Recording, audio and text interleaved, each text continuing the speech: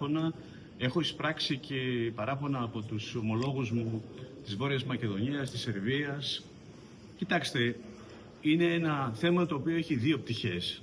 Η πρώτη αφορά το νέο τρόπο εισόδου στις χώρες της Ευρωπαϊκής Ένωσης, το λεγόμενο σύστημα Entry-Exit.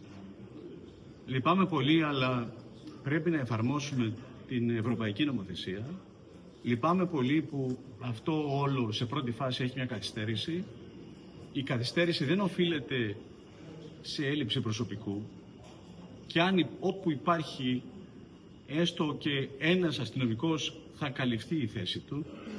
Όμως το πρόβλημα είναι, επαναλαμβάνω, διπλό. Το ένα είναι οι διαδικασίες οι οποίες απαιτούν κάποιο χρόνο και δεν μπορούμε να τις παρακάμψουμε, γιατί η Ευρωπαϊκή Επιτροπή επιμένει στην πλήρη εφαρμογή, που σημαίνει ότι ο κάθε πολίτης τρίτης χώρας πρέπει να σπαταλήσει και ο αστυνομικός που τον ελέγχει κάποια δευτερόλεπτα ή λεπτά.